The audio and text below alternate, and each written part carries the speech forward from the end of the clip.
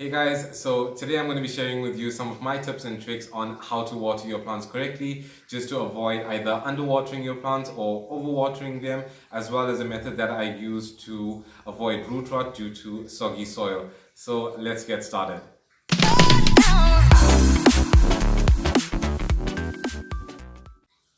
Hey guys, welcome back. For those of you that are new here, my name is Kovi and welcome to the Plant King channel, where we invite nature into our homes.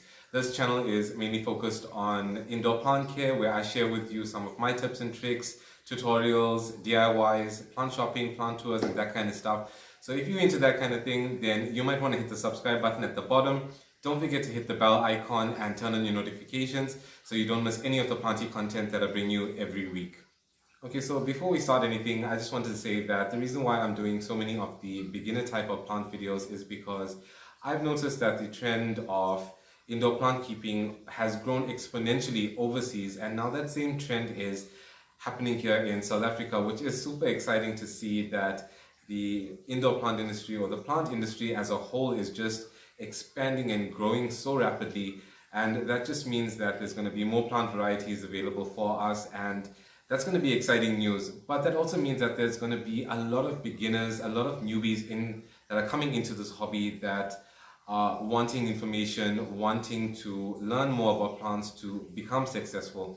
So hopefully the advice that I share with you guys, remember this advice that I give you is just through my own experience.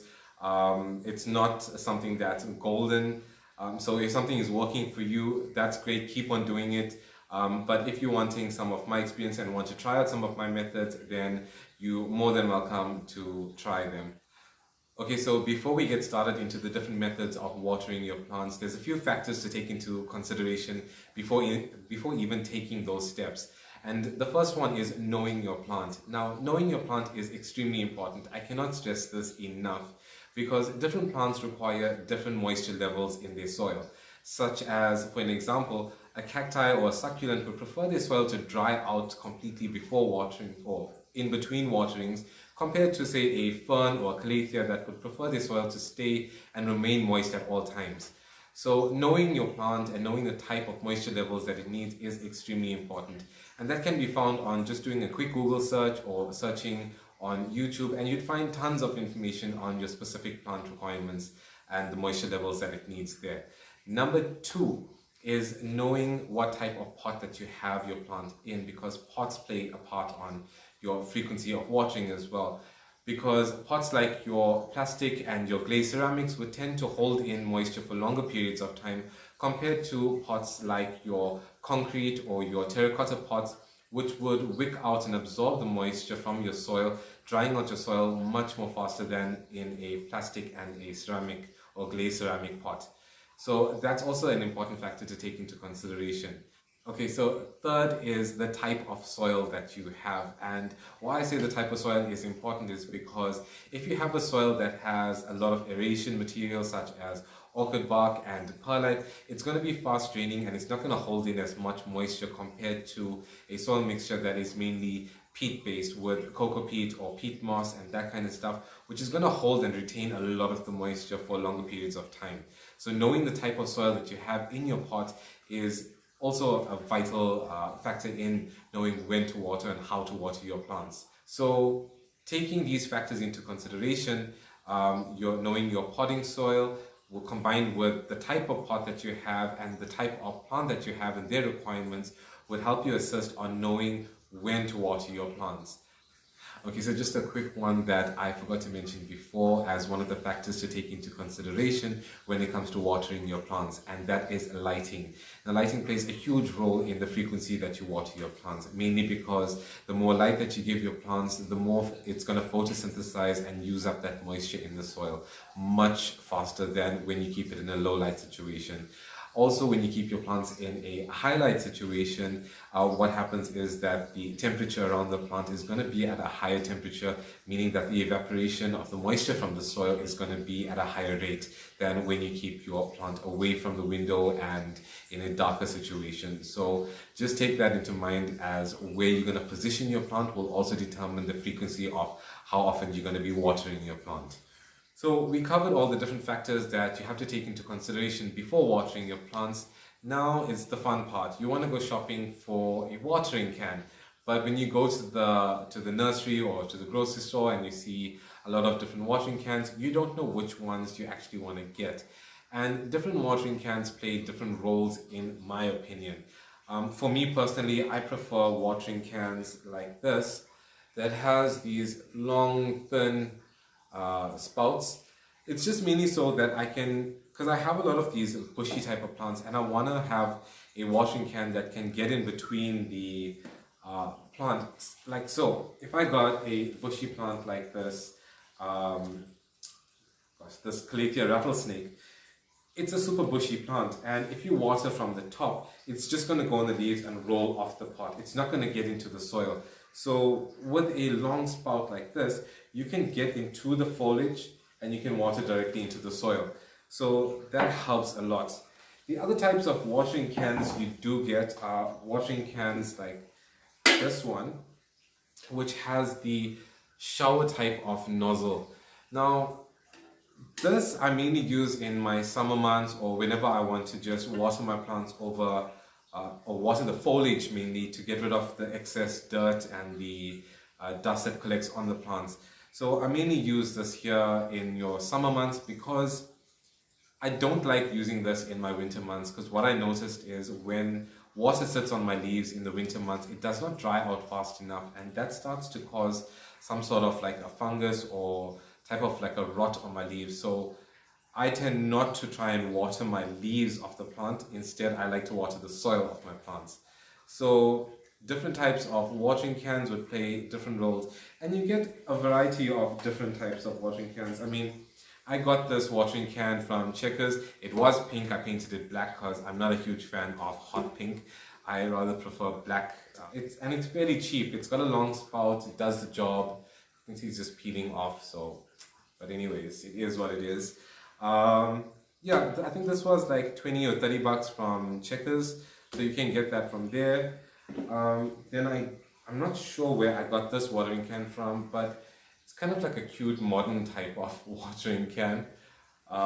So this also has it has a thin spout, but it's much shorter. So if you want close range watering, then you have it here with this. And another one that's kind of cool that you can get is these nozzles that actually screw on. I'm not sure if you can see this, but it's these nozzles that can screw onto any type of bottle. You can just get any 1 or 2 liter bottle and just screw it on and it does its job. You get the shower types and you get the ones but with just like a thin nozzle just to do a small watering. So these are quite convenient as well, although I don't use it as often as my watering can here. This I hit a bargain for online, so I'm not sure where you're going to get watering cans like this from, but it is an excellent one to actually try and find in your area. If you get a chance, grab one of these because they're super hard to come by. Okay, so now that we've got everything else out of the way, let's start with the different methods of watering your plants. Now, we'll start with the most common method, which is top watering, which is practically just getting your watering can, your plant, and watering the top of the soil. Now, it seems easy, but at first it was not as easy for me, to be honest. I either gave my plants too much water or too less water. Now, what a lot of the new or the beginner hobbyists tend to do is they give their plants just a small sprinkle of water and then they think that's sufficient enough. What happens is your plant over time will start declining, it will get brown tips or it will start browning at the edges, and that's when you know that your plant isn't getting enough water. So what you want to do when you top water is make sure that when you water, the water drains out. You water enough so the water runs through your soil and drains out to the bottom of the pot. And you want to do this maybe 2 to 3 times when you're watering your plant, depending on the type of plant that you have. With my spathiphyllums or my calatheas that like the soil to stay constantly moist, I can just give it a good watering, let the water drain out at the bottom once, and I'm done with that. But if you have plants such as your pothos and your scindapsus, those plants tend to want their soil to dry out to the stage where it's bone dry. And what happens in that instance is that when you water the soil becomes slightly hydrophobic, meaning that it doesn't want to absorb the moisture or it doesn't want to absorb moisture as readily as it would when it is already moist.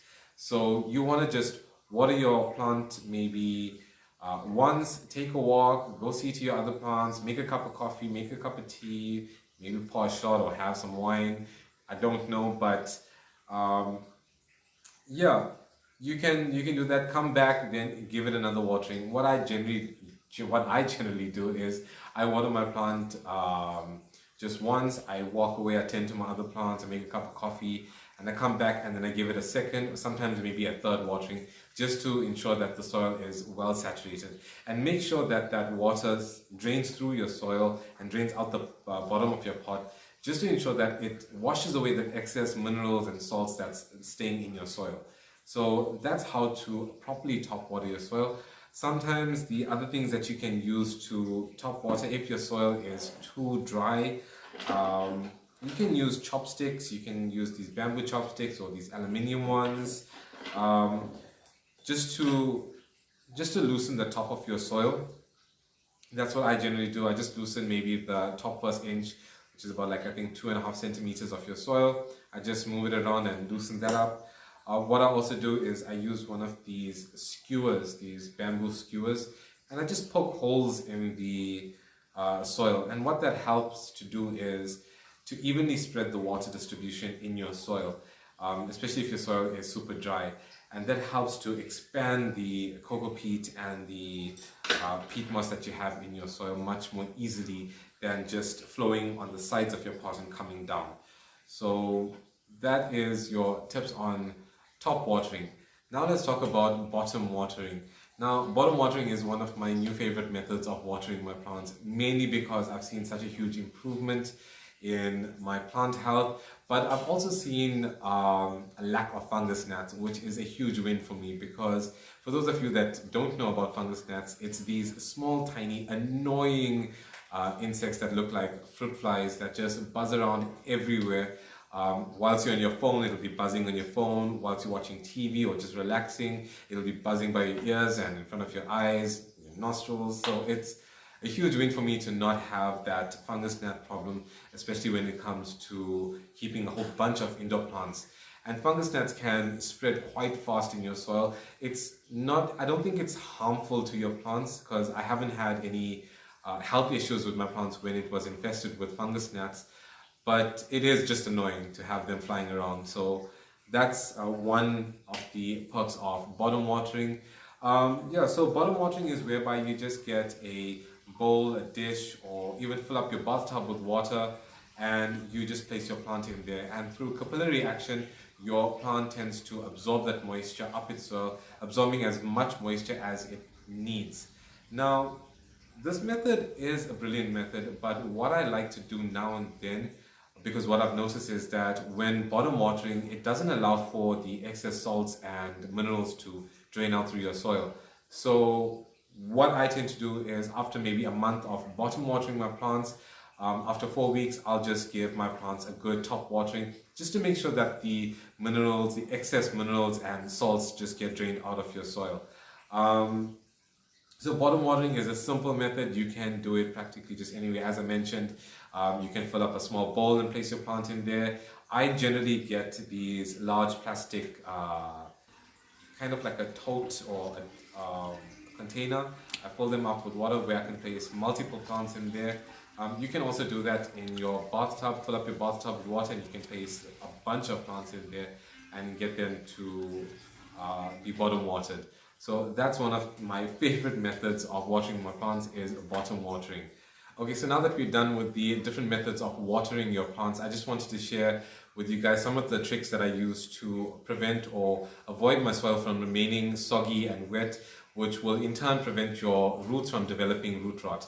Now, since the time that I started using these simple tricks, I haven't had any issues with root rot from the time. I think I've been using this method for the last 8 to 9 months, and since then, no issues with root rot. And I'm just crossing my fingers, knock on wood, do whatever we have to. But the first method that I do is just taking your pot after watering it, just tilting it in a 45-degree angle. Now this helps to increase the saturation level in your soil and drain out the water faster. Now this has to do with a kind of like a scientific thing called the perched water table, and I'll leave a link in the description below to a video by Betsy Begonia who actually explains this method in much more detail. If I explain it, I'm just gonna botch it, but it's practically where she explains that gravity pulls down the water from your soil, but it meets an equilibrium with the capillary action of the water wicking up in the soil. So at some point in your soil, your water saturation level is going to remain the same or constant all the time, unless you increase it. By increasing it by tilting it to the 45-degree angle, you increase that level, and that level wants to get back to the normal saturation level, so it drains out that excess water. But yeah, as I said, I'll leave a link in the description below, and you can watch that video, and she explains it in much more detail and much more brilliantly than I would. The second thing that I do is all to do with this miracle cloth here. It's microfiber. Microfiber cloths, it's just super absorbent. So what I generally do is I just take my plant after watering it, and if I notice that the soil is just a bit too soggy and too wet, I place it on a microfiber cloth, and it generally just wicks out the excess moisture. And if it's super wet, then just squeeze it out and place it again and leave it for maybe 10 to 15 minutes, and it should be fine. With some pots, I did notice, although they have these type of lips on the bottom of the pot, and it prevents the microfiber from having contact with the soil, and it needs to have contact with the soil in order to wick out that extra moisture from the soil. So in that case, what I generally do is use the tip of your microfiber cloth and just stick it in one of the holes in the bottom of your pot, and that should do the trick, as long as one part of the cloth is in contact with the soil. And then all you do is just roll it up underneath there, place it on the table, wait for 15 minutes, and it should just absorb the extra water that's in your soil. And that generally just leaves my soil at a perfect moist level. It doesn't leave it dry, or it doesn't leave it soggy or wet. It just makes my soil moist and perfect for a lot of my calatheas, my spathiphyllums, a lot of the plants that like their soil to be moist and not wet. Okay, so two more things that you can do to check if your plant needs a good watering is just picking up your plant, sticking your finger to your second knuckle, and if you feel any type of moisture, then your plant is good for the next few days. But if you feel that your soil is dry, then it needs a good watering. So that's one of the methods that I use. The other thing that I used to do, or used to use in the beginning, was a soil moisture meter. Now this is an extremely handy tool to have when you are starting off in the hobby. It's a really, really simple tool to use. All you do is just stick it into the soil, and it has numbers 1 to 10, and it's also color coded from red, green and blue to tell you whether the soil is dry, moist or wet. Now this device really helped me in the beginning to understand the different types of moisture levels in my soil, because at first what I thought was moist was actually wet, and I used to suffer a lot with my plants getting root rot, and this helped me a lot to understand my soil much better. So I generally used to water my plants when the moisture level reached the number 3, which was just the beginning of the dryness. I'm not sure if you can see the device much better in the color codes, but yeah, super handy device to get. You can get this at any online store. I think Takealot stocks it, Bid or Buy has them. I've even seen this at Checkers, so it's quite a readily available device to have. So moisture meter, I highly recommend this if you're a newbie in the indoor plant hobby. Okay, so I think that's a wrap for today, guys, and I just want to say thank you for watching my videos, and also thank you so much for the amazing support that you guys have been showing me, and all the amazing comments and messages that you guys have been sending me. It really does mean a lot to me. And if you guys like this video, give it a thumbs up, hit that subscribe button at the bottom. Don't forget to hit that bell icon and turn on your notifications so you don't miss any of the planting content that I bring you every week. Also, leave a comment in the comments below telling me what type of videos you'd like to see me do in the future, whether it be specific plant type of videos or DIYs and propagation type of videos, and I'll work on bringing you that type of content in the future. But until next week, cheers guys.